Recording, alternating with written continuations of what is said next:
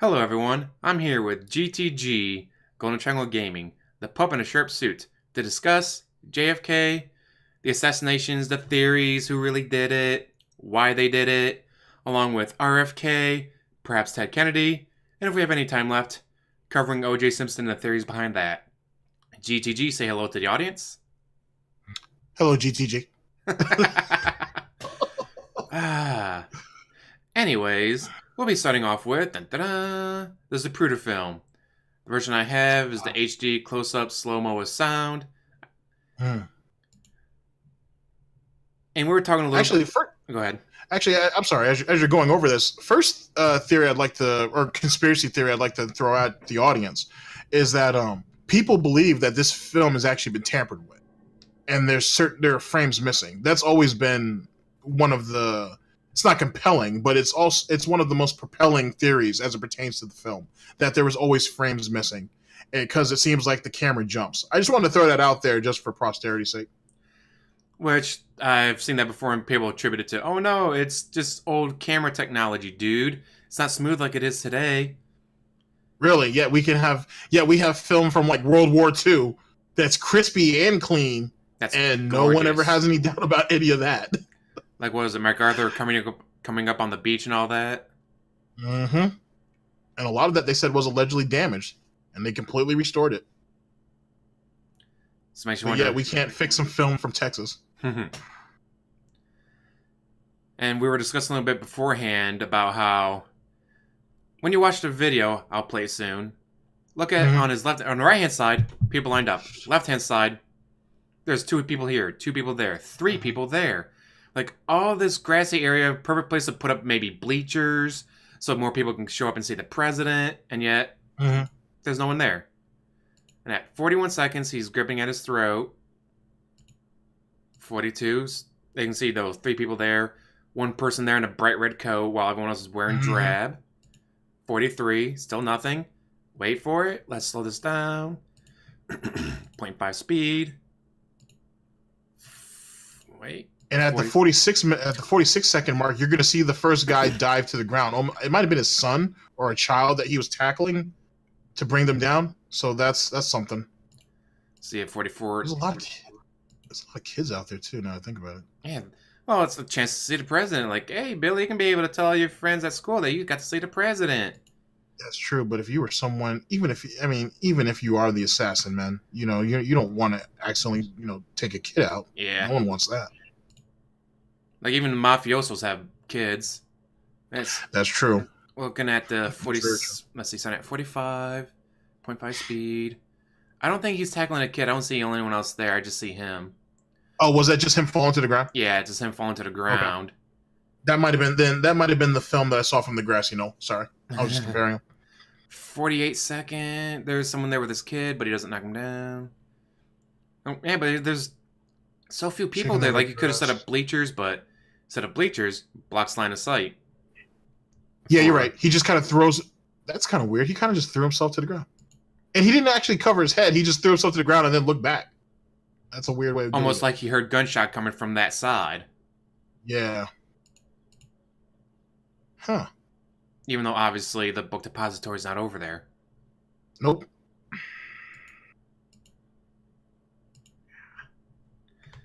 Too bad this is the only video we have of it, because the government rounded up the rest and hit it or destroyed it. Yep. Although you think they didn't destroy it, you think they, like they did with Paperclip, they just hit it all. Yeah, so as it pertains to most people even now believing that, all the other film footage, and remember, there were people out there with not just with actually recording it, but we're taking snapshots and so on and so forth, and there's plenty of documentation of people who had to give their cameras over, but were given a receipt from the FBI saying that you can come by the FBI office and pick this up at any given time, or even agents out there who took the time to take these people's addresses down, names and addresses, so we can send it back to you, and then never end up getting it. When they end up going back to the FBI office later, as some people have recounted, they were paid out. Sorry, whatever else that was on that camera is gone, or has been confiscated. We're using that later, and they just paid them out instead. At least some of them. Now, As I said about the theory of maybe the film has been destroyed and so on and so forth, as James brought up, I would assume it's really more like Operation Paperclip, for example, World War II, when we were basically picking up Nazi scientists and so on and so forth. All of that documentation and whatnot is allegedly to be destroyed, misplaced, so on and so forth, redacted. Trust me, the originals or the ones that are important are still readily available to at least a handful of people in the US government. You don't want to get rid of stuff like that. It just doesn't make too much sense. You just cut off access to it. It's in a vault somewhere and only a few people can see it, and those people are pretty much sworn to fucking secrecy anyway, so it is what it is. Another example would be like the Vatican archives and whatnot. There is so much information in there. And I'm not talking about necessarily Dan Brown. I'm just talking about in general, the amount of information from the few people who have actually been able to go in there is ridiculous. Like, you're talking about, they found scripts in there from like ancient civilizations that most of us can't pronounce. This, that, and a third. None of that stuff is lost. It's not been destroyed. I mean, people spend a lot of time, if you can get access to it, trying to translate it. You just can't leave with it. You know what I'm saying? And everything. And one of the main problems with the Vatican Library, for example, is you have to know exactly what you're looking for when you go in there. And that's what you get. You don't get to pick something else. You don't get something else that might coincide with what you're researching. Yeah, you don't get the browser like a library. It's just, you want this specific book, here it is.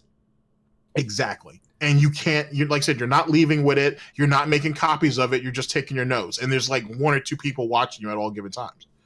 That's it. So what is it that you have to hide, or what's so important that even researchers can't look at that type of stuff? And then if you try to go ahead and go through the Freedom of Registration Act, even then, a lot of they'll send you 400 pages all day. I guarantee you 300 of them are going to be redacted, all the shit. You know what I'm saying? You want black pages, you go to the government.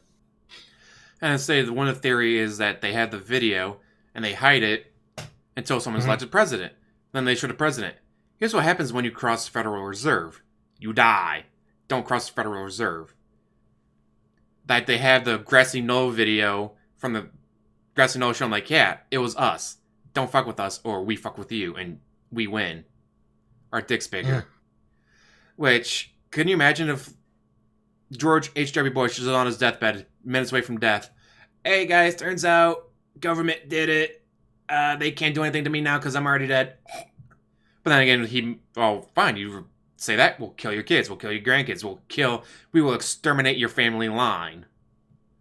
Which would keep a former president from saying anything because, alright, I might be on my deathbed, but my wife's not, my children aren't, my grandkids aren't, my cousins aren't, my friends aren't. Which would be creepy. Like, could you imagine you become president, like, yeah, it's the greatest moment of my life, I have become the most powerful man in the world. Alright, you gotta come to this room, sit down, click. See that video? Yeah, don't fuck with us. Our dick's bigger.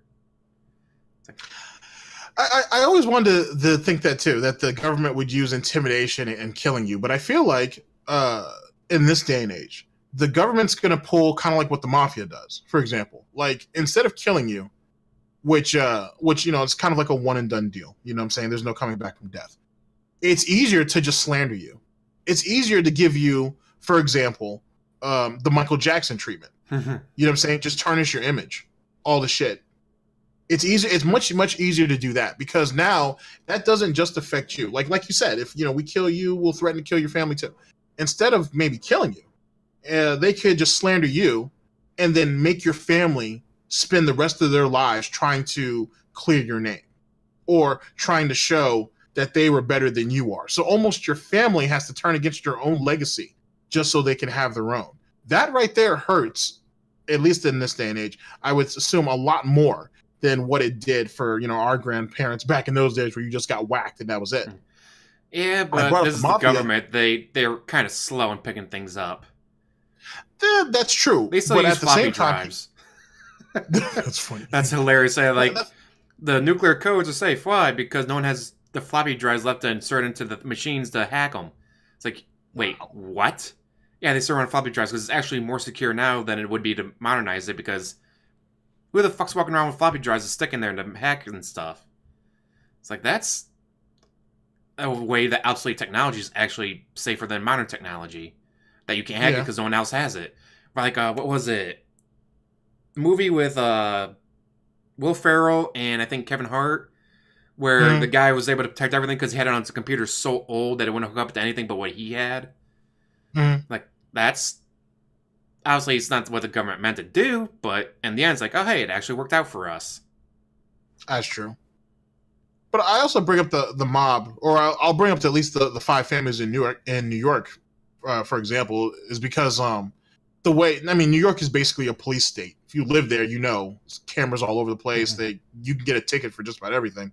Damn near breathing at times. And the mob doesn't move the way they do, or the 5 families, I should say. They don't move the way they did back in, you know, like I said, in our grandparents' time. You know, you got whacked. You know what I'm saying? Like they whack you right there on the street. Now they don't do that. You know what I'm saying? Like for example, the last guy who ended up getting allegedly killed. They just can't find his body. He was an associate of the Genovese, and they don't know what happened to him. He had an argument in a restaurant with somebody and whatnot. No violence or anything, but some things were said that I would assume, you know, shouldn't have been said. He goes back home that night. He leaves the house the next morning, and no one has seen him since. You know what I mean? So whoever it was that ended up picking him up ended up probably finishing him off and getting him up and out of there instead of making it the public spectacle that it used to be. But even in those type of situations, there's, you know what I'm saying? Like I said, there's cameras everywhere. So whoever it is who ended up picking the guy up, he's probably gone too. Like they probably definitely got rid of him also. Yeah, they don't tend to leave loose ends. You have to you got to move differently, and the government has to do the same. You know, like when we go over here, when we're funding revolutions in other countries, we don't do it. The CIA, for example, they don't do it the way they used to. You got to be a bit more sophisticated about it. You know, so this way you don't have blunders like this, like the whole JFK shit, or even Robert Kennedy, to be honest. Which I love with the Robert Kennedy thing is that there's someone recording. According to him, there was 2 women that did it. He had it on camera. They took his camera as evidence, and it's like, oh yeah, we'll get it back to you. When the police officer was driving back to give him the camera, he stopped to get something to eat. Someone broke into his cop car and stole just the camera. Nothing else. Like, that doesn't smell of conspiracy, does it? Yeah, that's pretty coincidental that, I need to go ahead and take this camera back. Oh, let me go ahead and stop by and get a roast beef sandwich real fast. Pretty much. It's amazing how much a sandwich can change history. I mean, after all, sandwich created the modern world. If the Duke of... Go ahead. No, good. No, I think you're saying the same thing I'm about to say. Yeah, the Duke doesn't stop for a sandwich. The guy doesn't see him kill him, start with World War I, which leads to World War II, which leads to rocketry, nuclear bombs, which creates the modern world. Which also leads to the Cold War, which, again, more research and development being funded, which creates the internet, creates computers, creates everything. All because of a goddamn sandwich.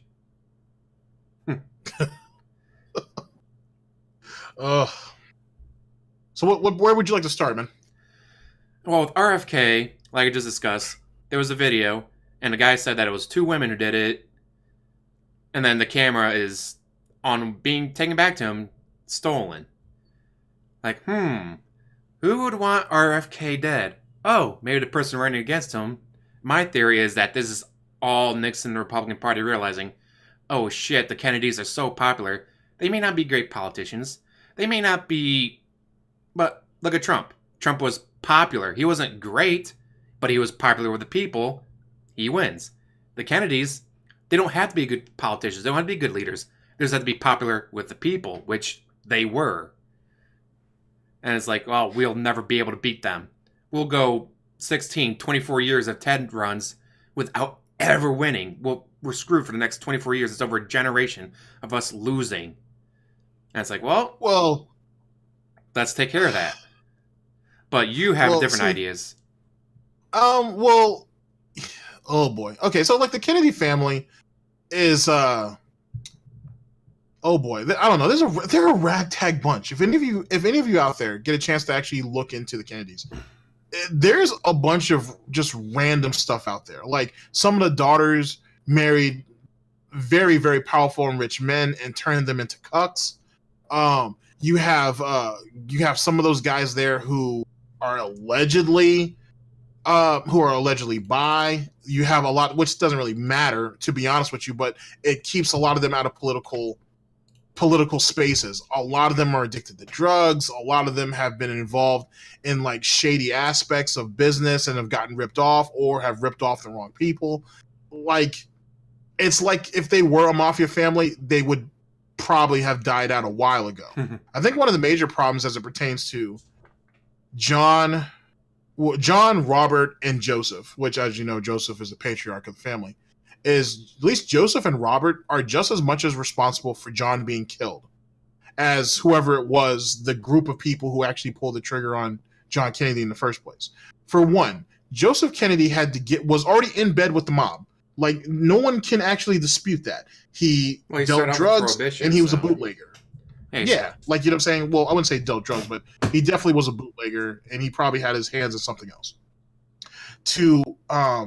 Despite the popularity, as James has brought up, about Kennedy, he was Catholic, wasn't he?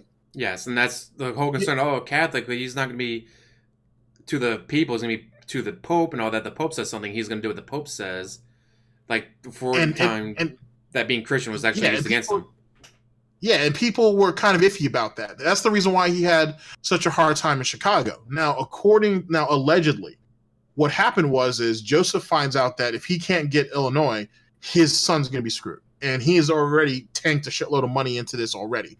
So he reaches out to Frank Sinatra. Frank Sinatra basically links up to his handlers because Frank Sinatra was not necessarily in the mob. He knew people.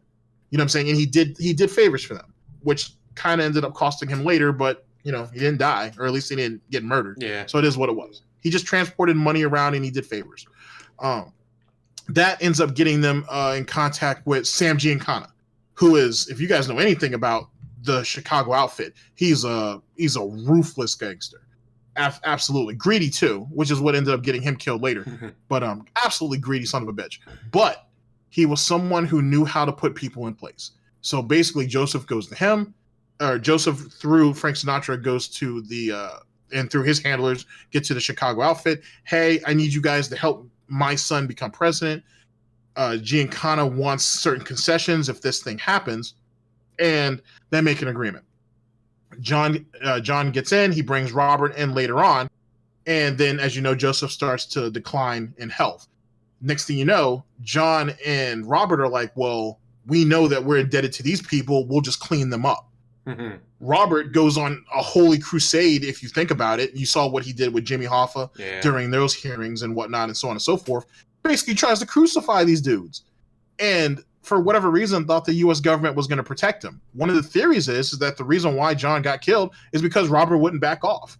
You know what I mean? Robert was told, hey, you know what I'm saying? You know, pay out such and such amount. You guys owe us. Make some type of concession. At least let us get certain people out of jail or reduce some sentences or whatever, or give citizenship to certain guys. And then we can make this all go away. Yeah, exactly. And Robert was like, fuck you guys. And then after what they did to, what was that guy's name? He was like the mob boss out in New Orleans. And then he ended up getting deported. And then he somehow made his way back. I can't think of what his name is right now. I can't think of his name at the moment. But after that humiliation, and that guy had power. He had juice. You know what I'm saying? He was, even though he only ran, basically Louisiana, he had a lot of pull, especially with the mob boss in Florida at that time, which was Tropicante. So he had, they had a mutual type of thing going there. And then next thing you know, these two get pissed off and they're like, hey, forget the bullshit. Why are we playing by the government's rules? If these guys are going to go ahead and swoop me out of my mistress's bed in the middle of the night and drop me off in the middle of the jungle somewhere, then what the fuck? Why am I having to give him certain concessions? Why do I owe him anything? You know what I'm saying? If they're gonna eventually try to hunt us down. So if we don't get them, they're gonna get us. And then next thing you know, Robert ends up coming up dead not too long after that. But it's not like Robert was any saint. You know, if you just go around, look at some research online, he was ruthless. And I don't mean just to the mob. I mean to other politicians. He was loyal to a fault to his brother. but he was a complete and total asshole. Some people even label him as a psychopath. And then, and this is something that no one can really shake, allegedly, I'll say that to protect both of us, he saw Marilyn Monroe 3 or 4 hours before she died. Are we saying that he killed her? No. But he knows something. That he, protecting his brother, like I say, is loyal to him to her fault. And the mob's boss name was Carlos Marcello from New Orleans. Carlos Marcello, thank you. And Carlos Marcello was nothing to play with either. You know what I'm saying? The guy ran killers. You know what I'm saying? Like, he ran killers. He's considered one of the most powerful guys in the mob. That's why no one ever moved against him. The only person who probably would be willing to, not to say wouldn't have the guts, but who would be willing to would be Tropicante. And why would he do it? He was good with what he had. You know what I'm saying? It's the mob bosses that aren't the greediest and the ones that can come up with better ways of making money are the ones who usually live the longest. But we'll talk about that in another time. I say it's the ones that, like, I have what I have. Why mess with him? I mess with him. That's going to hurt business on both ends. Why bother? Exactly. Just like a lot of people worried about getting whacked. Like, oh, I got money from a loan shark. What if they kill me if I don't pay them back? Well, if you're dead, you can't pay them back. They might break your knee or something or destroy your car, but they want their money. If you're dead, you can't pay them back. Exactly. So the whole concept that all these people were getting killed because they owed money is stupid, because you're going to take a loss either which way. Now, granted, I understand, like, as it pertains to, like, Philly's black mob, allegedly, with Philly's black mob, the threat to kill you if you owe these people money, like any other, organization, to be honest with you, underworld organization. Yeah, there's going to be the threat of death, but at the end of the day, they just want their money. You know what I'm saying? They just want their money. They'll break you up for sure, but they just want their money. But at the same time, they can't let you walk around when people know, oh shit, he owes like 20 grand and he still hasn't paid it yet. You can't let that kind of go you can't let something like that go unpunished, because then other people feel emboldened by it. And you can't do that either. So you get that 20 grand loan to open up your own business. Suddenly your business burns to the ground. It's like, hope you got insurance on it, bitch. And it goes straight to us. Like, one of the other, they want their money. Again, they kill you, you can't pay back. But with JFK, RFK, it's like, well, they're not. They think they're protected. They think they're too powerful to pay us back. They don't have to worry about it. We'll show them that no, they aren't. Which is one theory. But I still stick with Nixon. Nixon was ruthless. Nixon, he had to resign because, oh, hey, he was willing to do anything to become president and stay president. It's like, that's true. And again, the Republicans probably saw just like how popular they were. It's like, well, behind the scenes, the people don't know about behind the scenes. They only know what the media shows them. And the media shows them the golden boy and the playboy and, oh, look at how straight and white their teeth are. We'll never be able to beat that. Like, we got this old crotchety guy who looks like a messed up bulldog. And then the Democrats have 1, 2, 3 gorgeous young men straight out of freaking Hollywood stars. We'll never be able to beat that. And I think Nixon doesn't get a lot of credit for from a personality standpoint, right? So, like, I'm someone who has who likes the writing and the speeches of a guy named Roger Stone, who was basically a political strategist for Nixon as well as a couple other presidents, to be honest with you. I like the way he formats his speeches and his books, to be perfectly honest with you. And he was a close friend of Nixon for a long time. He talks a lot about Nixon's military career, how Nixon even got started. You got to understand, while Nixon served in the military, he was a really, really good poker player. Like, he's known for that. Like, it's alleged that when he went into politics, the money he used to run was all the money he saved during the military from poker wins, or from poker game wins and shit like that. And like, he was people notorious just for that. Remember him for, no, I am not a crook and having to resign, but there's a reason why he eventually won the presidency. Like, you don't win the presidency because you have no charisma, because you have no motivation to get to people's hearts and minds and win them over. But when your opponent goes, hi, and every lady in the room swoons, and every man's like, God, I want to be him, doesn't matter how much charisma you have if you get out charismaed by the other guy. That's true, which is why he ended up losing to John Kennedy in the first place. Yeah. But that's an interesting theory, too, because not theory, but that's an interesting caveat, I should say, is be that people who back then who said that if you listen to the actual debate on the radio, it Nixon sounded won. like Nixon won.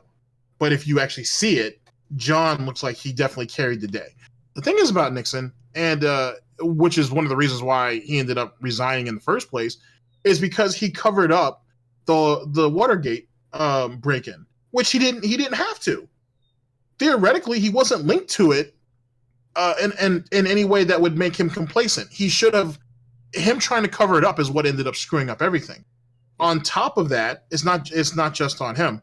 And don't get me wrong, I'm not defending Nixon at all. I'm just trying to give you the best part of it, or at least from what I see.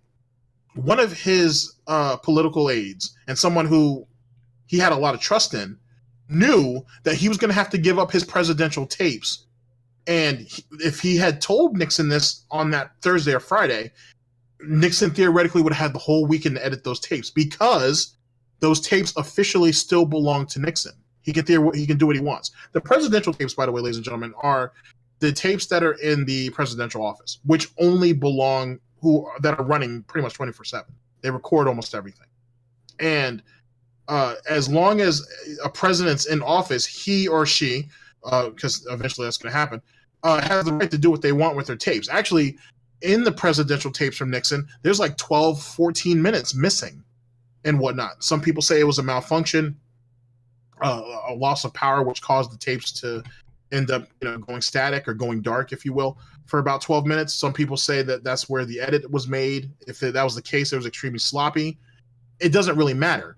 Either which way, whatever was on that tape, someone didn't want on there. The problem is it's those same tapes and as well as some of the transcripts is what ended up screwing Nixon in the end. If he knew that those tapes were gonna be confiscated, he was gonna have to turn them over to the government Monday.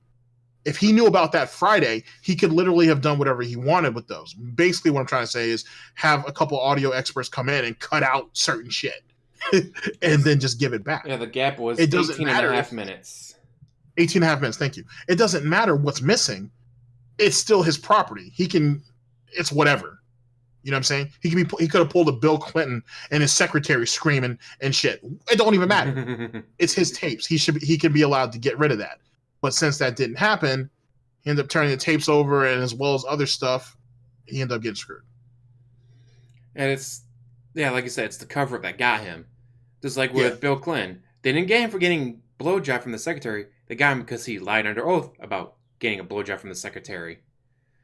If he had just said, hello, world's most powerful man, ladies want to be with me, every man wants to be me, and actually some of those men want to be with me, but hey, it's 1998, well, we're okay with that now, some of us anyways. It's like... See, here's my problem, though. Theoretically, Monica shouldn't have said shit to shit. That's the first thing. Like, Monica shouldn't have said nothing. Nothing. I'm the president of the goddamn United States. Okay? You don't say jack shit, or I will make sure you don't get a red cent in this country again. Like, you don't talk about nothing. What I decide to do with my cigars, that's between you and me and the cigar. Other than that, that doesn't leave here. And why does she keep the blue dress, which makes me think she was planted by the Republicans? She was planning something. You know what I mean? And the situation with the reporter and whatnot, and how she got all that information so quickly, it's obvious that they were going to try to stick it to him. Because let's be honest, Clinton's always been a womanizer, allegedly. He's always done that shit. You know what I'm saying? Even back to his time in Arkansas and shit. This probably hasn't been a secretary he hadn't had a piece of. That's why people love him. Excuse me. Even now, that's the reason why people love Kennedy. He's not Kennedy, but Clinton. He's a good old boy who likes to drink. He likes to talk. He loves talking to people. He has a good time, and he loves women. You know what I'm saying? Like, if you're a fornicator, allegedly, that doesn't change when you get into public office. It is what it is. Well, he was just like Kennedy, where young, charismatic, popular with the people. And I think that they had to do the Monica thing because, like, if he goes, I want this guy to be the next president, I endorse him for president, that guy's going to win because people love Clinton. So we have to tarnish his image.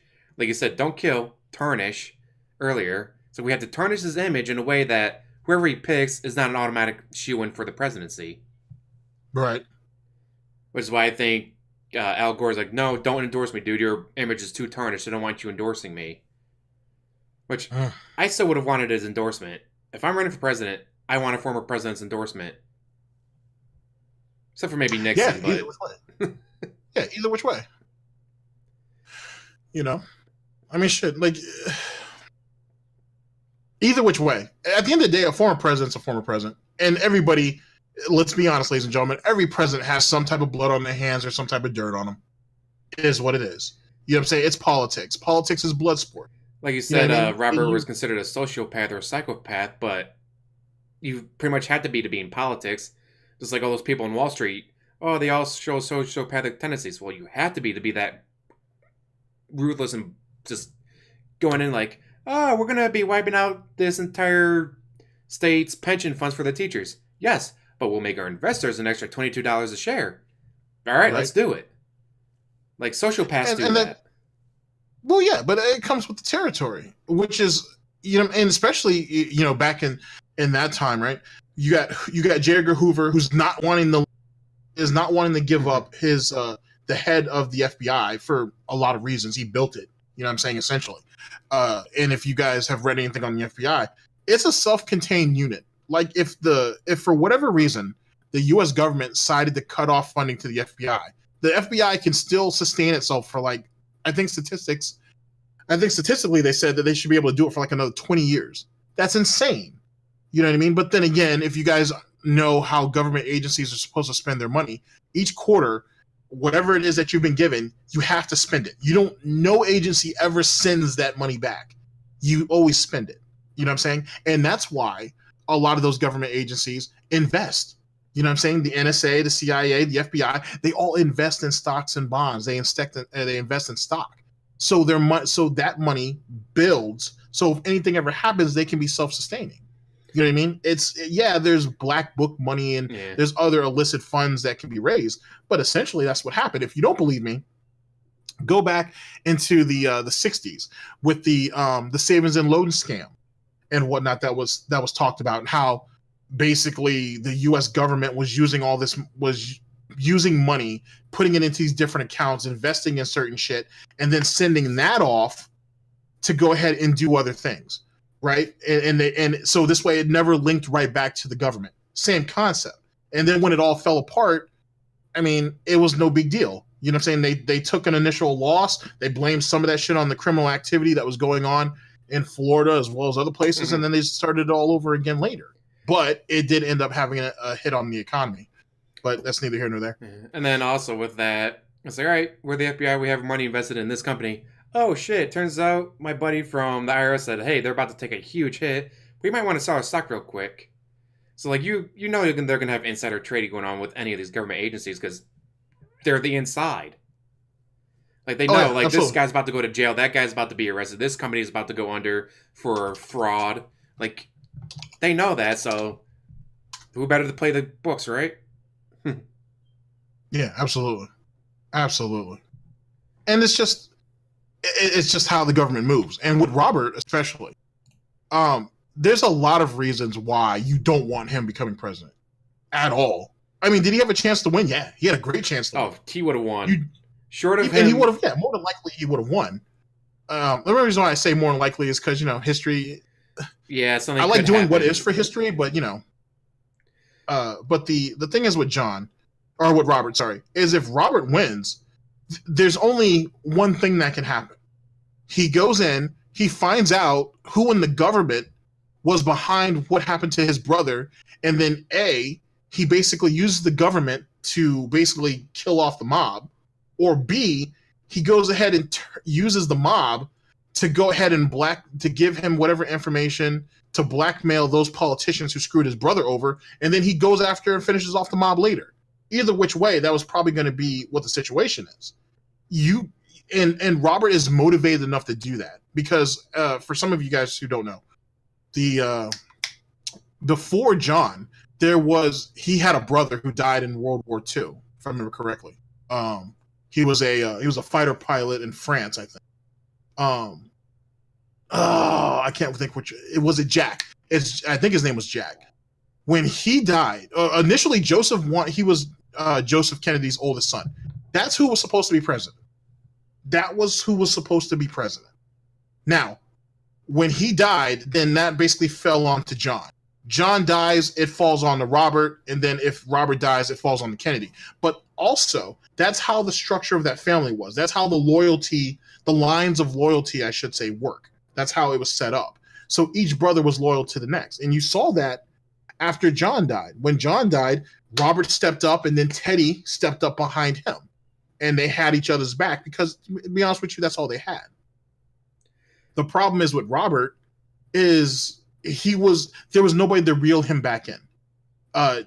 John could do it because John had that charisma, and more importantly, Robert trusted John. Teddy is the youngest. You know what I'm saying? He looks up to Robert, so he doesn't have the power of personality to bring him back in. Hence the reason why Robert went on the rampage he did, and which sadly ended up leading to him getting killed. And then with Ted Kennedy, obviously it could just be he was drunk, wrecked a car, swam while the other person did it. Yeah. But again, maybe not Nixon this time, but the Republican Party in general going, fuck, if he runs, we're going to lose again. Don't kill him this time, or if we do kill him, make it look like an accident. Because people keep running around shooting Kennedys. Others might go, it's weird. No one shoots Nixons. No one shoots Hoovers. No one shoots Roosevelts. They only shoot Kennedys. Let's try to figure this out. But it obviously could be the mafia, or it could be the government. And it's like, okay, so how do we take out Ted in a way that it's not like, oh, hey, everyone just keeps shooting Kennedys. We might want to investigate that. Oh, let's put a little something in his drink. He drives home. He gets in an accident. Oh, it's not our fault. But his years of drug and alcohol abuse make him go like, oh, that's a fun little party favor. That was nice. Oh, shit, I wrecked. But I'm still fine because I'm used to doing this shit. At least that was my theory behind the Ted Kennedy attempted assassination, in my opinion. It could have, and the thing is because I still believe, because the thing is about the Kennedys is that they were all very athletic, especially the sons, right?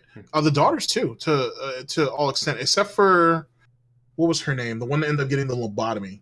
That was Rose, wasn't it? Something like that. I think that was Rose, and obviously Joseph's wife never forgave him for that, for letting her only daughter have that. She was, what do they call that back in those days? Well, neither one of us are old enough to know that, but she was touched, I guess. I think that is what they said. She was touched in the head. Yeah. She was still extremely happy the way she was. You know what I'm saying? Like, she was fine. You know what I mean? Like, her brothers loved her the way they loved her for what she was. Her mother did, and Joseph should have. But he wanted this family to be perfect, though you guys came out of, well, Joseph anyway, you kind of came out of the slums. You can't go ahead and have this image of perfection. You have one daughter who's a little bit slow. But all intents and purposes, everybody loved her the way she was, and that should have been enough for you. You end up giving her this lobotomy, and she basically becomes a vegetable. Your wife hates you for the rest of your life on it, and hers, sadly. And then you end up losing almost all of your sons anyway, except for Teddy. And Teddy's so broken up that he's not even strong enough to go for political office, or for the presidential office, I should say. Yeah, I think he just stayed as a... Like, you knew, like, Senate's safe. I can just sit there and have 99 other people around me do shit while I just sit here and drink. Well, that, and he could still wield some influence from that position without, putting himself in a bad spot. Especially after Robert got killed. You know what I'm saying? You lost one brother to the war. Theoretically, they almost lost John. Hence the reason why he was in pain for the rest of his life, and supposedly the steroids and the pain pills coming to that. You end up losing him. He ends up getting his head blown off publicly. Then Robert ends up getting shot from shit. I can't even remember how many times he got shot in that room.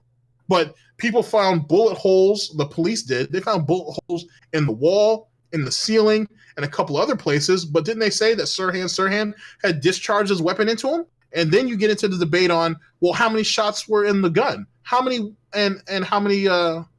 shots were in the gun compared to how many times Robert got shot? And, allegedly, there's something like 6 or 7 stray bullets that are in that room. So obviously not everybody hit not all of them hit Robert, which means that there was more than one shooter. Like I said, So the guy with the video said that there was 2 women. So it could have been 3 of them, it could but have. the 2 women got away, and the camera was lost and or stolen. And then they put this focus out for the girl for the woman in the back fire escape in the polka dot dress, and that was a thing for a while. And then they said it wasn't a red polka dot dress, it was orange, and then people went all over the place with that shit. Reading that shit's hilarious. But either which way. So when it comes back to bring it back to Robert, so if he gets back in the office, then that's what's going to end up happening. And so now you have the people who may have been in on it. You definitely have organized crime that don't want no part of that. And then you have allegedly, this is all going to be alleged at this point, despite the fact people take it as fact. Then you got J. Edgar Hoover, who was gay, who was also cross-dressing, allegedly, for all this, by the way. And he didn't want to get kicked out of office. And allegedly he was getting paid off by the mob. Because you would think the feds would be the most eager to take organized crime out, right? Because isn't that what they do? J. Edgar Hoover did during Prohibition, or during the Roaring '20s, or whatever? The most, those guys that were America's Most Wanted and all that shit. Jesus Christ! They said he had John Dillinger's weapon, one of his firearms, in his office as a trophy for his whole, throughout his whole career. But you don't want to go after organized crime. Everything smells like bullshit. When it smells that bad, it's like there's something up. But nope, it was Lee Harvey Oswald from the 6th floor with this gun.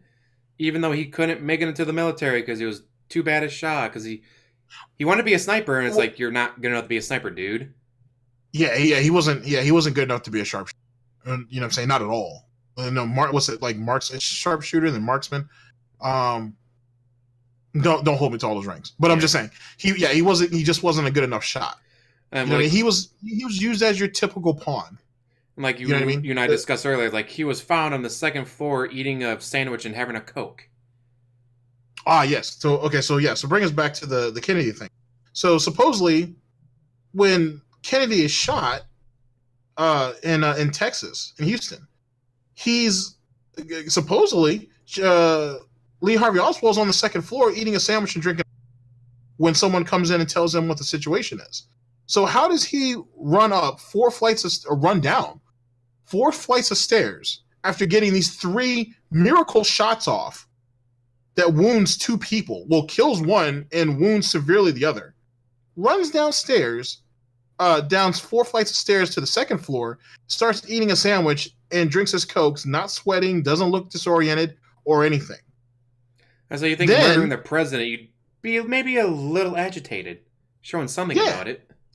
On top of the physical activity that you just went through. So now he finds out that the president gets killed. Then he leaves the break room and goes on this almost fantastic journey to the Lincoln whatever the name of that movie theater was. Lincoln Theater.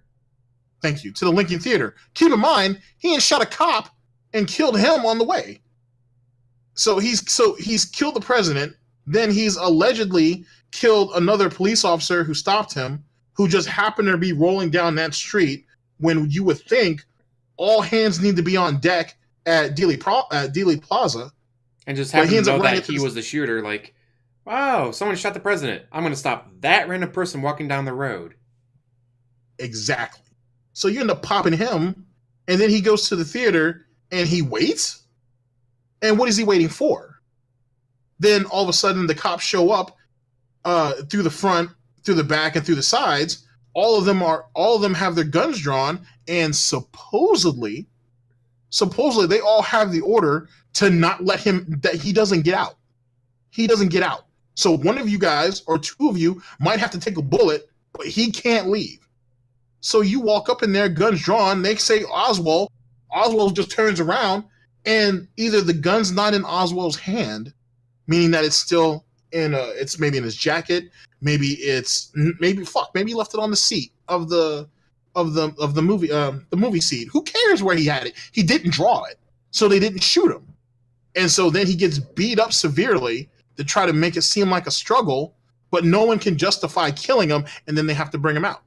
And now you have this idiot that, well, not idiot, but now you have Oswald for the next, 2 days or whatever the case may be.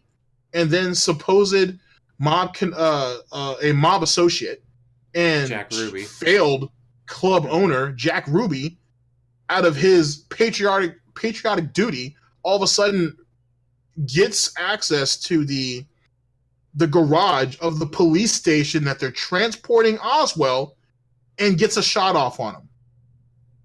Which makes absolutely no sense. Like, how is this random person? It's not a police officer. It's not like a random police officer said, "Yeah, it was my president," shot him. Like in an act of, he lost his mind for a few seconds. Oh, whatever. No. Random club owner walks in with a gun into a police station or police garage, but still. Mm-hmm. I don't know about you, but police station garage. You can't get within like 100 feet of a police station with a gun, dude. They got plenty of signs for that. But then, now that's where... So let's dive into Jack Ruby for a minute. Jack Ruby, as you guys know, he has mob connections. Supposedly, he used to be a runner for Capone back in the day. He knew the police. The police used to come by, because keep in mind, it's a different time period. The police used to come into his club all the time. He hooked them up with drinks, with girls. They make sure that his place doesn't get robbed. You know what I'm saying? There's a working relationship there, if you will. He's someone who used to frequent the police station all the time, because guess what? His girls probably, allegedly, may have turned a couple of tricks back in those days, so sometimes you got to bail a girl. So, it is what it is. So he had a very first-name relationship with a lot of the officers there. That right there might, if you're willing to overlook the common sense aspect, that might be enough to lead you to believe, okay, maybe that's how he was able to get into the police station without being checked. Fair enough. But then when you see, it's weird how when you look at the film for that, and if James can pull it up, then you'll see it. Idea. They're walking him out. They're walking out Oswald. There's an officer on each side of him, and Jack Ruby pulls out like, I got you, copper, and then leans in, gets the shot off on him. Looks like he tries to go for another one until they finally wrestle him down. But either which way, the kill shot made it. It was funny how when Jack Ruby kind of pulled out of nowhere, like, I'm right here, copper.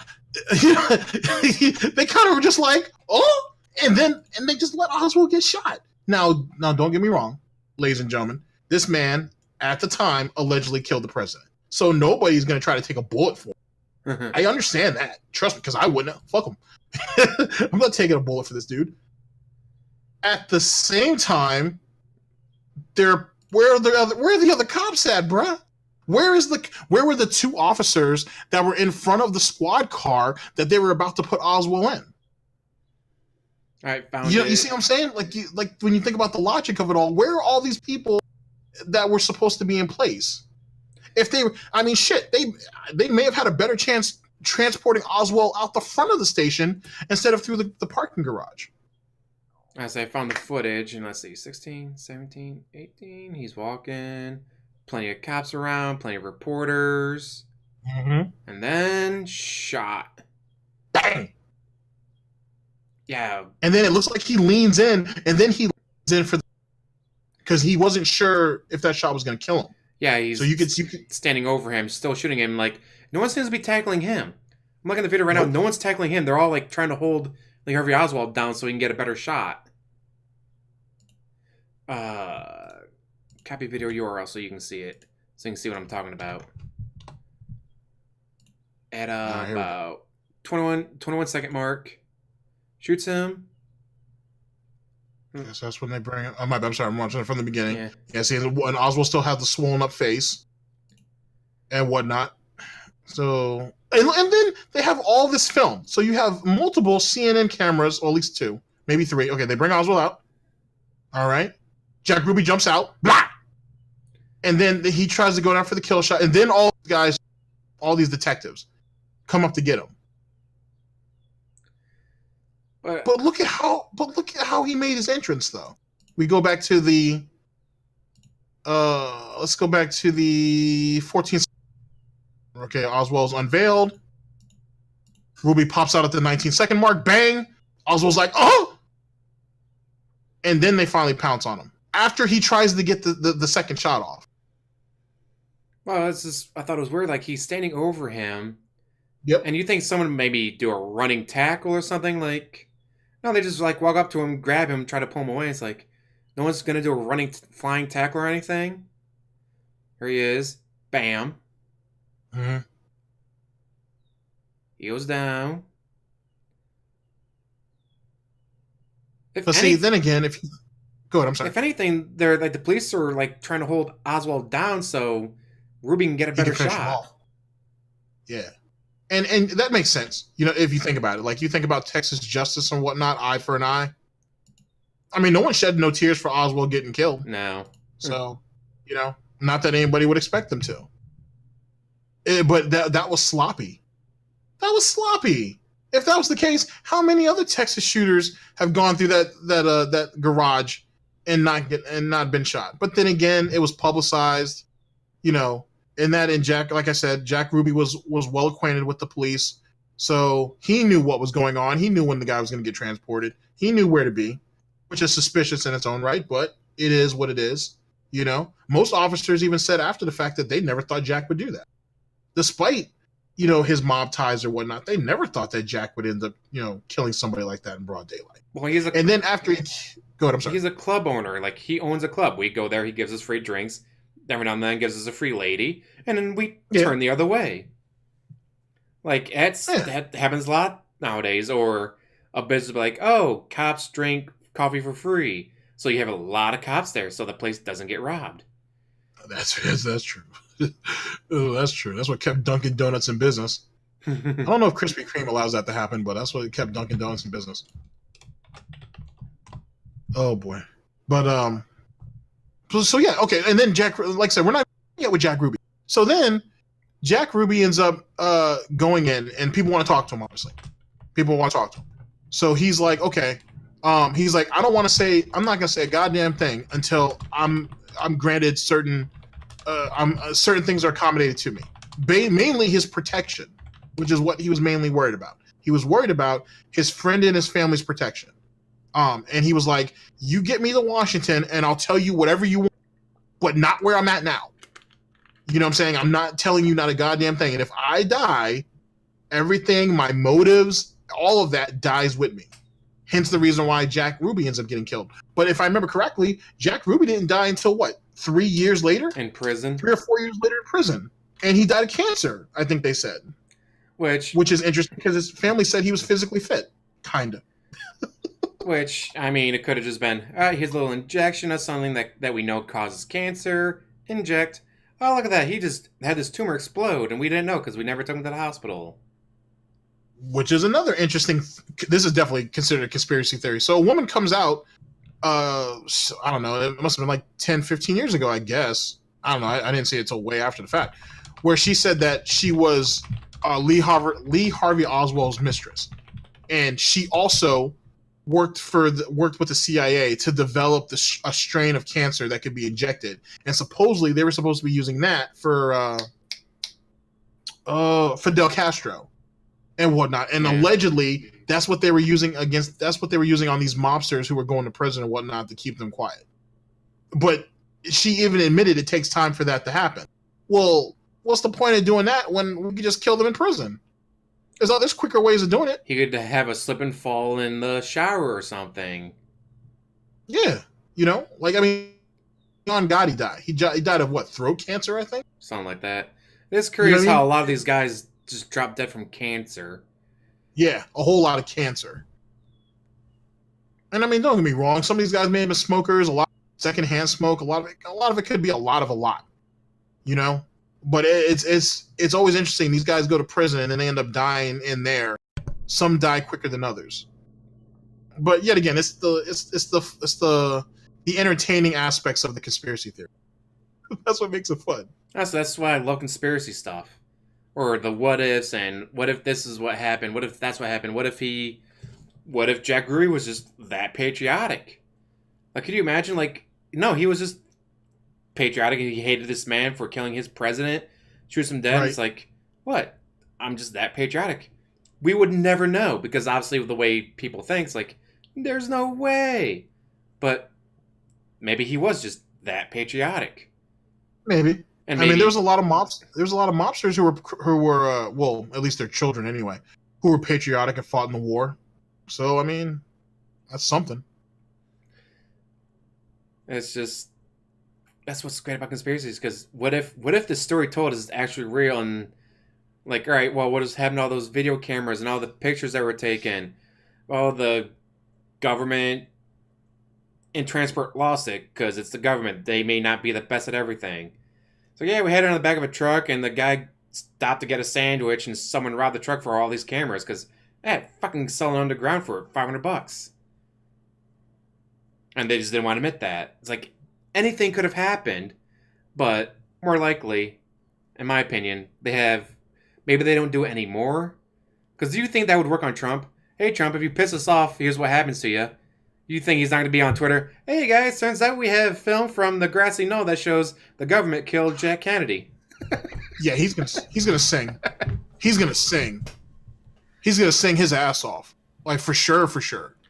Like if anything was to physically hurt Trump, yeah, he's gonna sing. He's gonna sing real quick. You know what I mean? And why not? He has a social media reach that no president has had before him. You know what I mean? Like, I mean, I think that's a fair statement to say. So, I mean, shit, do what you have to do.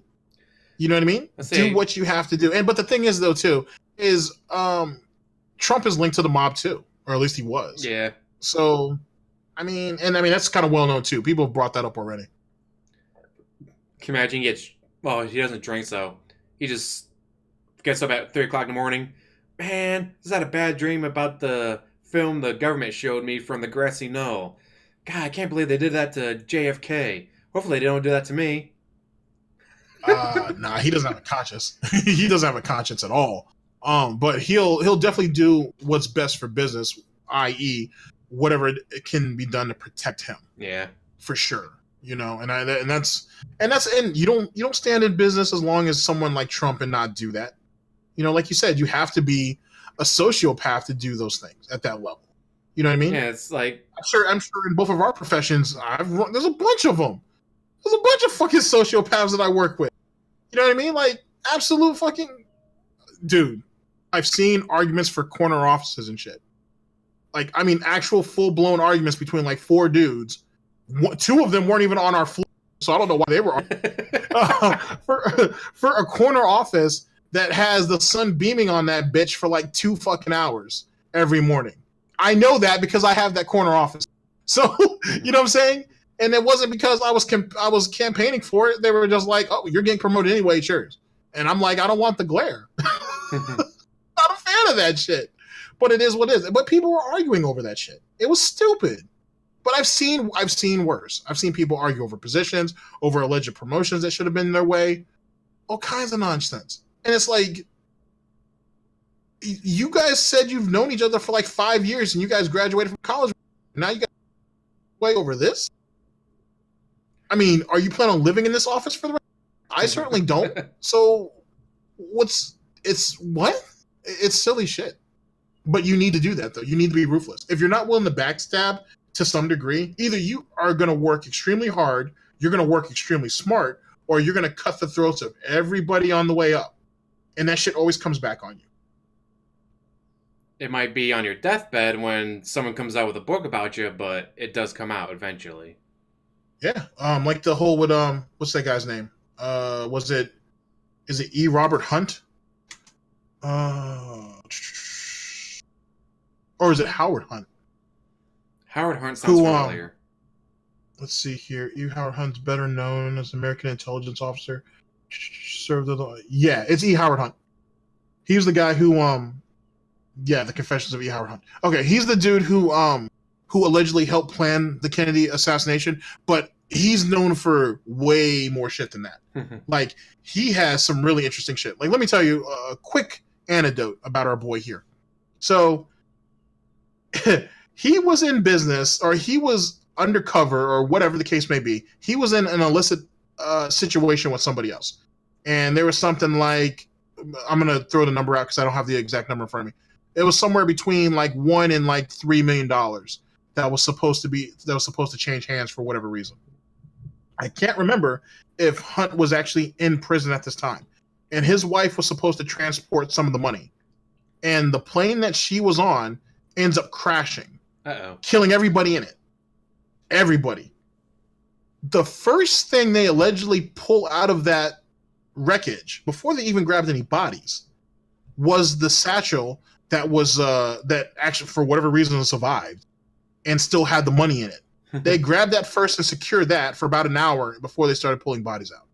E. Howard Hunt cuts a deal with whoever the president was at the time. That he's like, yo, if you're in prison, I'm gonna sing, and I want X amount of money. Matter of fact, if I remember correctly, I think that was Nixon. So Nixon ends up agreeing to pay the money. They get Howard Hunt out. E. Howard Hunt out. He loses his wife as collateral damage because she may or may not have known something that she wasn't supposed to know, and maybe she was using that as a bargaining chip against either him or his associates. And he walks away with not only the $200,000 in blood money, but he walks away with the rest of his money, and he just walks away from the situation. But then they say that behind the scenes, he was a consultant doing shit behind the scenes, still working behind the scenes. He just wasn't as hands-on anymore. His whole shit is a combination of lies, allegedly. Some of it's lies or at least exaggeration. And the darkest truth of how the intelligent agencies work. Like, for example, the CIA, right? You know what I'm saying? It's supposed to be Central Intelligence, but allegedly they don't actually do Central Intelligence. We train other people and we make them go out and do the work for us. Yeah. So that's not necessarily intelligence, like the Mossad, for example, or even MI6.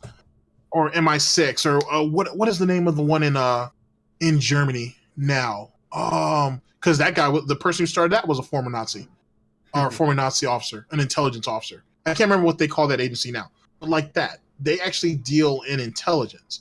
We do and we don't. Like, you know what I'm saying? Like, we go about it a little differently, and that's why they used to say back in the 60s and 70s that the CIA was nothing more than college graduated elite soldier boys with no honor. You know what I'm saying? They weren't actual soldiers, if you will. They were politicians with guns, allegedly. Yeah, a lot of that was like they'd go to West Germany, pick up a East German woman, and then now she's the one doing all the work. Like, he just sits there and goes, oh yeah, about 3 days ago she told me this. Just so you guys should know that. Oh, she ends up dead because they catch her? Nah, all right, I'll just bang another one and get her to do my dirty work. Like, they didn't actually do anything. Someone else to do it. Yeah, and that's scary. But that's how it works. You know what I'm saying? Which is scary, but it makes sense because, like, all right, you pay one agent, you train one agent, he gets 100 people to work for him, but you only have to pay and train one person. If 90 of those 100 end up dead, fuck do you care? You didn't pay them, you didn't train them, you didn't lose out on anything. As long as your agent stays safe. Yeah. Sad face. And that's the game that we play with. We completely forgot about, like, Woody Harrelson's dad was there. The three. Oh, yeah. I'm sorry, man. So we completely forgot about that. Hey, it's my fault too. Yeah. Okay. So Woody Harrelson, you guys know who he is, famous actor and whatnot. Got to give the guy a lot of credit for coming what he is. For planting a marijuana plant and getting arrested. Knew he was going to get arrested. His father is known as Charles Harrelson, is a notorious killer, like ruthless savage. Linked to American organized crime. He was actually arrested and actually went to jail for killing. He was convicted for the assassination of federal judge John H. Woods Jr., first federal judge to be killed in the 20th century. Ended up murdering this dude, but he's killed a whole lot more people before that. Okay, the reason why I bring him up is allegedly, if you guys know who the three tramps are, these were the three individuals that they found behind the grassy knoll where that train station was, which is allegedly where they were supposed to make their escape by train. They were supposed to stash away in one of the train cars. Allegedly, his father was one of these men. Now, I can't remember if his father ever admitted to doing that, because there are some videos you can find on YouTube, for example, some of his prison confessions or at least interviews and so on and so forth. And he was pretty smart about it. He knew what to say and what he didn't say. One of the things that's interesting about Charles is the fact that for someone who's considered such a ruthless killer, there isn't an amazing amount of information. I mean, there's not an amazing amount of information on the guy for someone who was considered a heavy player for so long, especially. Yeah, for what he did and for as long as he did. And don't get me wrong, ladies and gentlemen, there are one of the guys who allegedly killed, who actually shot Kennedy, was alleged to be a serial killer who was a well-trained assassin in himself. The thing is, though, is how are these men trained? For example, like, you know what I'm saying? Like, Charles never talked about any of that. I don't remember, nor do I see here, because I'm actually looking him up now, that he had any type of military history at all. He's really just known for armed robbery, despite the fact that his reputation far exceeds that. So how are these people trained exactly? All right, well, let me go ahead and give you a little bit of particulars on someone who I do know a little bit about. A guy by the name of Richard Kuklinski is also known as the Iceman, operated in New York around the same time as the Roy DeMeo and all of those guys. He's a serial killer, to be quite frank. He's known for allegedly being a mafia hitman, despite the fact certain people will say that, no, he owed Roy DeMeo money because he was bootlegging porn. Mm-hmm. And Roy DeMeo cut in on that and was like, hey, that's my racket, shook his ass down, and then allegedly maybe had, how do I word this? Allegedly may have contracted some jobs off for him to do some shit. Now, Richard Kuklinski himself is a psychopath, and pure and simple. He's alleged to kill 100 people. I don't think the number is necessarily that high, but he's certainly killed quite a few. He is someone who wasn't raised to be a killer. What happened is he ended up getting cool with somebody who was a former Army vet, and this guy taught him how to kill people. That's basically what he was. The guy ran an ice cream truck, and he was a serial killer in himself too. He wouldn't kill women or children though. So he sold ice cream out of this truck, but he did it. Yeah, but he did it to case out and look for targets, look for victims, basically. Richard Kuklinski ended up getting cool with him, and he taught him stuff. Taught him stuff about poison, taught him stuff about how to use certain type of weapons, this, that, and the third, how to maneuver bodies, how to cut bodies up, so on and so forth. We don't have to get into all the particulars. Now, I'm thinking with Charles Harris, same shit. I think he ended up meeting up with some of the veterans that came back from a few of the wars, because he died in let's see, he was born in 38, so he's got a whole lot of resources at his disposal, especially from World War II. Yeah, World War II, that can come back and teach him stuff. I'm sorry. Yeah, between World War II and Korea. Yeah, between World War II and Korea, and there's a lot of veterans, and there's a lot of veterans out there who did a lot of shit that they didn't want to do or they didn't even know they could do. Mm-hmm. So there's a whole lot of resources at his disposal to teach him how to do these things. There were people who came back from some of those wars who that's all they did. They taught these kids in the neighborhood how to fight so they could fight against each other for their own amusement. You know what I mean? Like, you know, crazy shit like that. That's something that happened and whatever. With that being said, whatever it is that whoever, it doesn't really necessarily matter who taught Charles how to do what he did. He made himself quite the name in the American underworld. Now, going ahead and labeling him as just a bank robber doesn't really do the man justice, but because there's not a whole lot of information on what he did in full that can be corroborated, you kind of just have to go off whatever you did. Either which way, if he really was part of the Three Tramps, why is it that it says that he didn't die until March 15th of 2007? Theoretically, the original died pretty quick. Supposedly, all three of those guys were taken out into the middle of the desert, all were shot, and buried there, which makes sense. That's what you do in the desert. You know what I'm saying? You take your guys out there, you shoot them, and then you bury them, and then you go away. The mob had been doing that in Las Vegas forever. You know what I mean? So that's why there's always a forensic truck out there. If you guys have ever been to Vegas, if you've ever seen ground groundwork being broken on a new development, you'll see it. There's usually a forensic truck out there for whatever reason. The reason why, and I don't mean to laugh at that and some type of morbid curiosity, is the fact that there's usually bodies buried out there, and it's so frequent now that they're just like, go ahead and send an EMT out there just in case. If a body pops up, cool. If it don't, then it don't. And usually it's skeleton by that point anyway. But you cover your bases. And a lot of killings went on back in those days. You got to understand that, like, back in the 60s and 70s and the 80s, and even the 90s to an extent, these guys were killing each other left and right. As long as you didn't get caught, you got away. I was saying, it's like with forensic, doing like dental records, you might be able to identify some of them, but with him, let's say they did take him out there.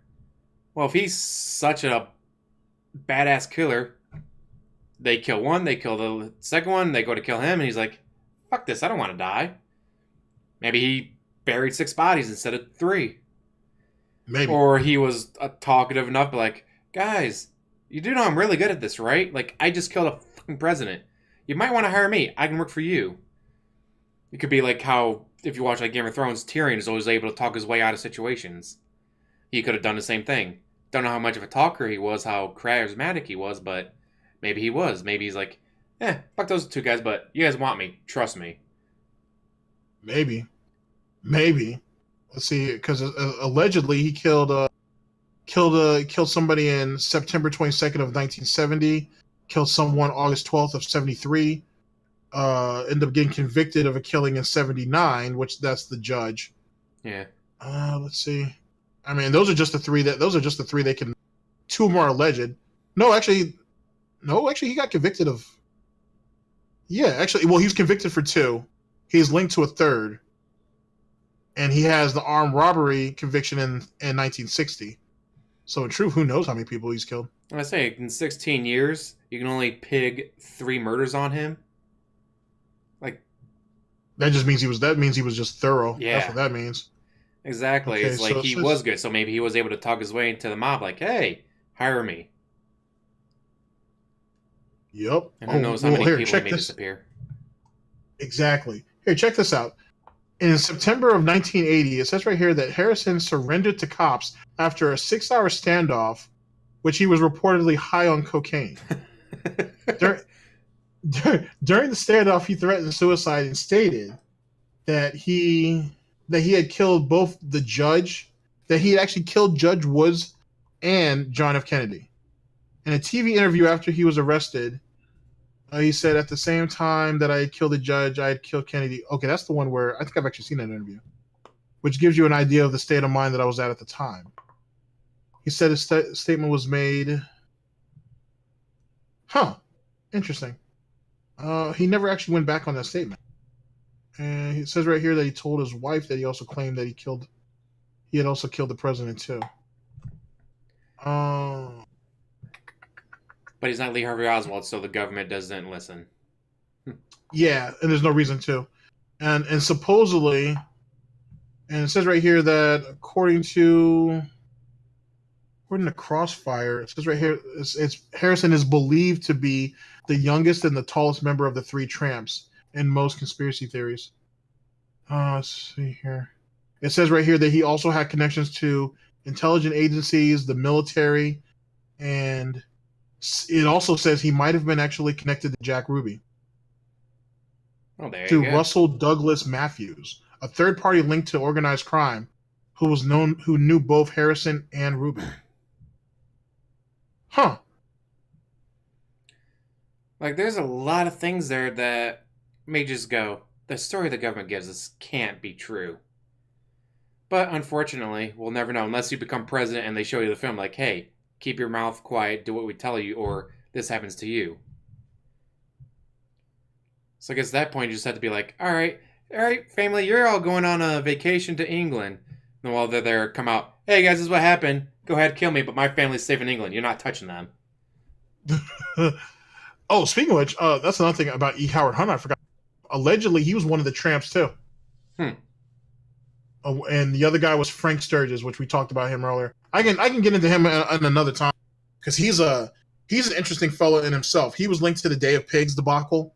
Yeah. To be honest with you, he was also one of the people who helped hunt down. Is it Che Guevara, the revolutionary who used to be linked to Fidel Castro? Yeah. He was linked. He was involved in the training of the people that went to go and find him. Allegedly, he actually delivered the hands of Che Guevara to somebody at the head of either the CIA or the FBI. They actually cut his hands off while it was in like in the prayer. Yeah. While his hands were in the prayer motion, they cut it off at the wrist and they put it in a jar of amalgahide, I would think, to preserve it. Not saying it's fucked up, but that's fucked up. But probably true. Probably. Allegedly, or whatever you're supposed to use. Yeah, allegedly. For legal purposes, allegedly. It's alleged. Yeah. Just really interesting stuff. If you guys ever have a chance to kind of read some of this stuff, I would definitely read up on at least on E. Howard Hunt and Frank Sturgis. They're both very interesting people, to say the very least. And Charles These guys did all Harrelson. kinds of dirt. Like, there's a lot. Absolutely. If you guys want to look into it more, there's plenty out there on the internet and libraries. You could spend years going over this stuff and still not read or watch everything. Mm-hmm. Which makes it even more fascinating. Just to realize like there's so much information out there, and yet we'll never know the truth. Nope, it's all a rabbit hole. But the thing is that is crazy is all these guys are linked to other people who are linked to the feds, the CIA, the leaders of other countries. They're linked all over to mafiosos. They're linked to a bunch of different people. And it's weird because like you walk down the street, that person knows no one. That person knows no one. I know no one. And yet, oh, this person was killed. Well, he's connected to some of the most famous names in the world. Like, how? He's supposed to be some random bank robber, and yet somehow he's connected to the CIA, the FBI, Cuba, Venezuela. Like, how are they connected to all these people? And to tie on to James's point, Frank Sturgis, the guy I just told you, he, interestingly enough, is linked to he was linked to the Watergate break-in because he was actually one of the burglars who broke into the Watergate hotel on Nixon. He was one of the five guys they sent in there. Holy shit. It's amazing. Just to let you know how silly all this shit is.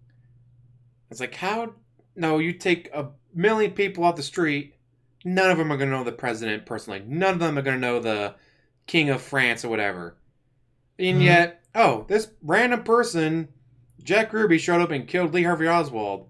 Oh, both of them somehow connected to England and Russia and Japan. And like, oh yeah, here's a video of him having dinner with the Queen of England.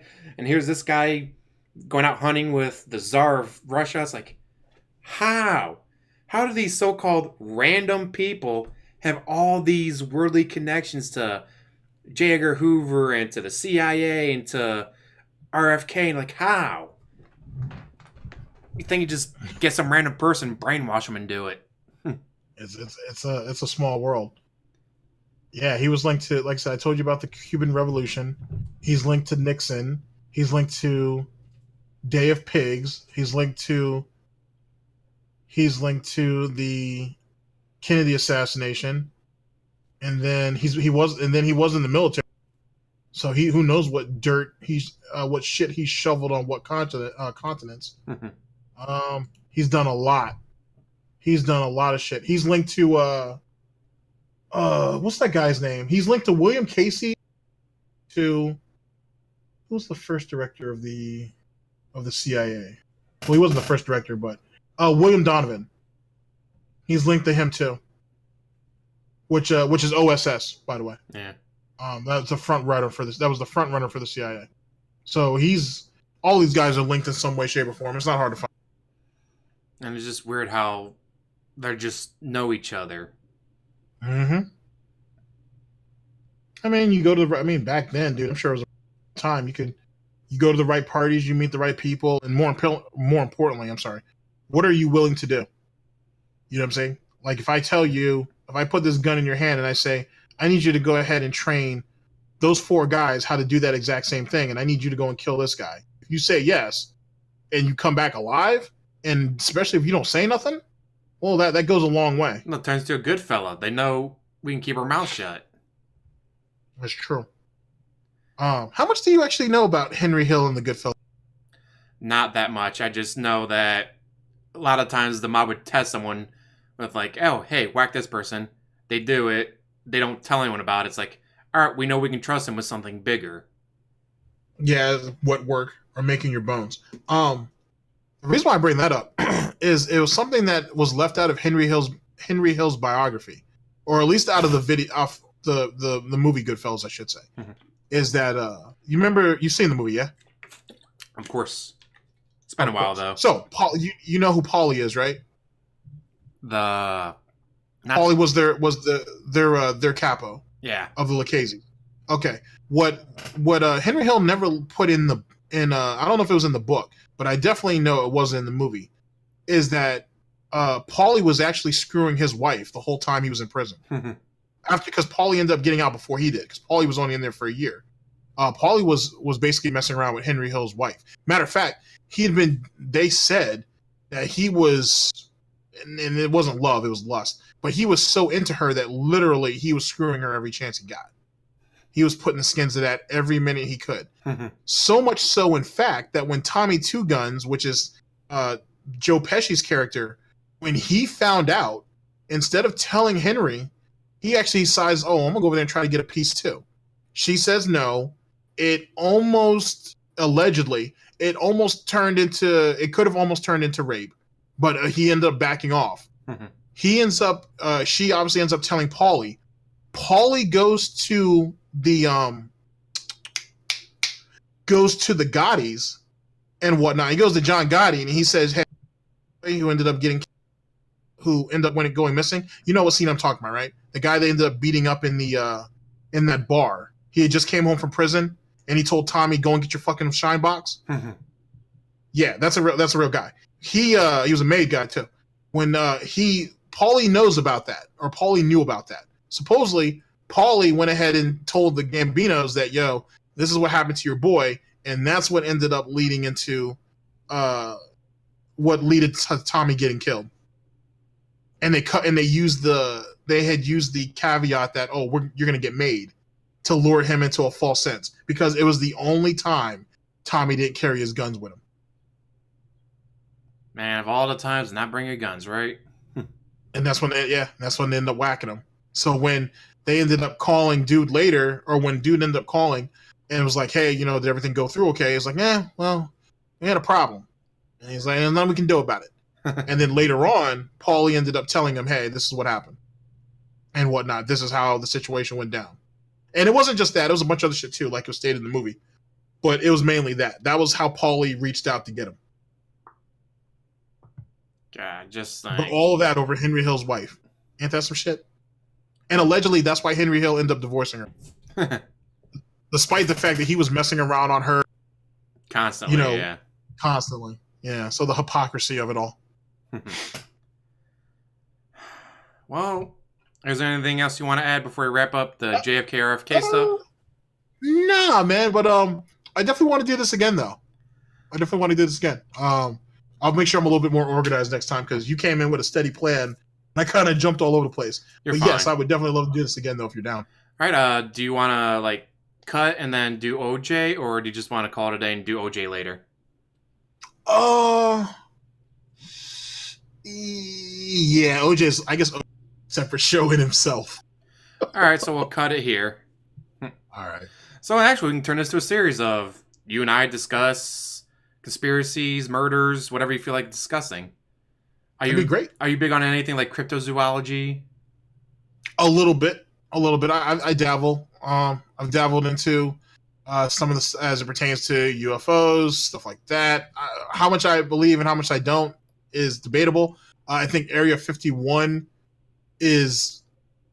I think there's more to it than what we give credit for. But then that goes back to what the Nazis were doing in World War II and what they were experimenting with. And I think that's what we try to replicate over here. I I definitely want to start getting into, despite the fact that I guess it would kind of, it's more spirituality and whatnot. I want to get into that whole Spear of Destiny situation and how the original's lost.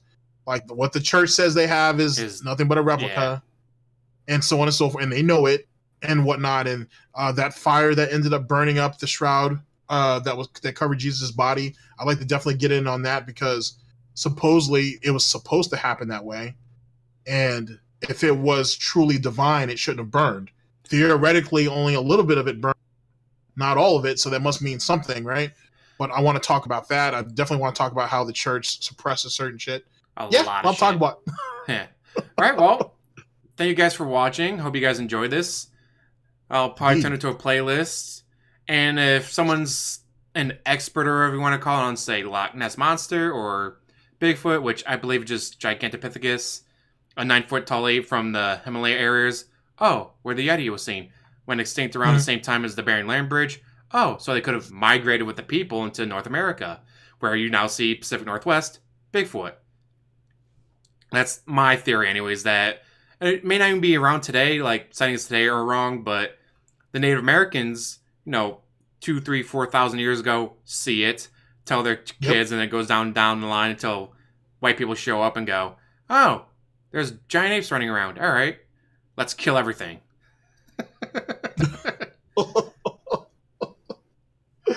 Oh shit! I'm not wrong. Yeah, I'll definitely turn this into a playlist also, if you don't mind. I'll mirror it on the channel. Do it. So anyways, thank you guys for watching. As always, like, subscribe, comment down below, and have a wonderful day.